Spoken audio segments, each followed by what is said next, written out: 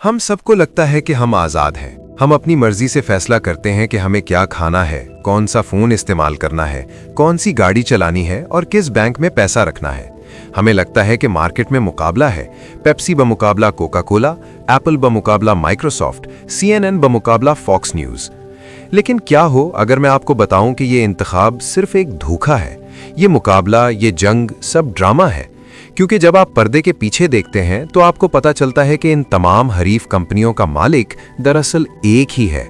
इसे black rock कहते हैं। ये कोई आम कंपनी नहीं है, ये एक ऐसा साया है जो आपकी जिंदगी के हर पहलू पर मंडला रहा है।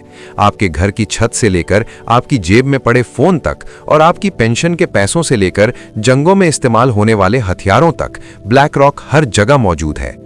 आज इस कंपनी के पास $10 ट्रिलियन से ज्यादा के असासे हैं। अगर ब्लैक रॉक एक मुल्क होता तो ये अमेरिका और चीन के बाद दुनिया का तीसरा अमीर तरीन मुल्क होता। ये जापान, जर्मनी और इंडिया की पूरी मईशत से बड़ा है। लेकिन सवाल यह है कि एक कंपनी इतनी ताकतवर कैसे हो गई और इसका वो खुफिया हथियार अलादीन क्या है जो मुस्तकबिल देख सकता है। कहानी शुरू होती है 1980 की दहाई में।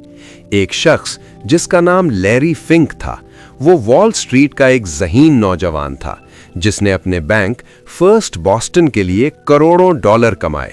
वो एक स्टार था जब तक कि उससे गलती नहीं हुई।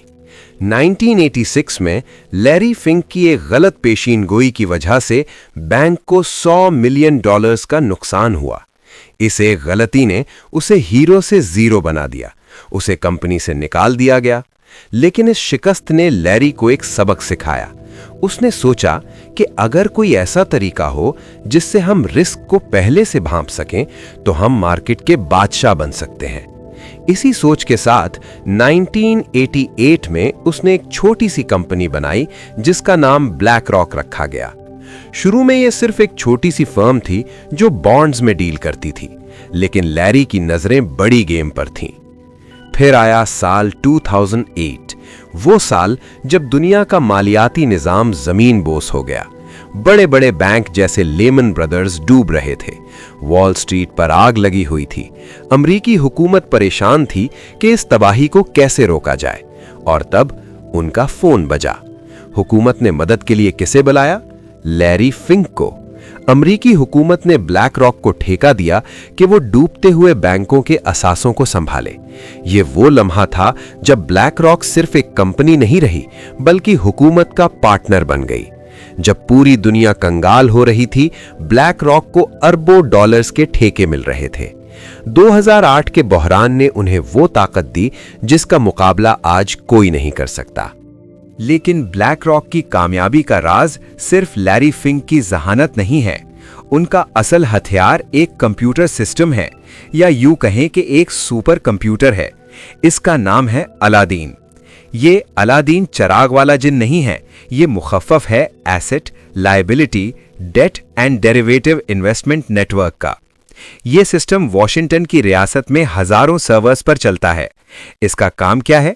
ये दुनिया की हर मार्केट, हर स्टॉक, हर बैंक और हर बड़ी ट्रेड पर नजर रखता है। ये सिस्टम रोजाना करोड़ों नहीं, अरबों हिसाब किताब कैलकुलेशंस करता है। एक आम इंसान खबर देखकर फैसला करता है, लेकिन अलादीन डेटा देखता है। अगर जापान में जलजला आए या मशरिक़े वस्ता में जंग छिड़ जाए तो अलादीन सेकंड के 1000वें हिस्से में हिसाब लगा लेता है कि इसका असर तेल की कीमत या एप्पल के शेयर्स पर क्या होगा।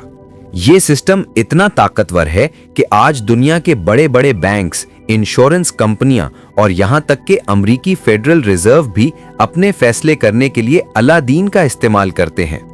सोचिए, दुनिया के $21 ट्रिलियन के फैसले सिर्फ एक सॉफ्टवेयर कर रहा है।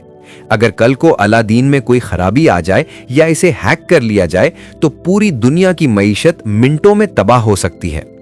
ये ताकत इतनी ज्यादा है कि इसे दुनिया का सबसे खतरनाक कंप्यूटर भी कहा जाता है। अब जरा अपने इर्द गिर्द देखें। आपके हाथ में आईफोन है या एंड्रॉइड? आप विंडोज लैपटॉप इस्तेमाल करते हैं या मैकबुक?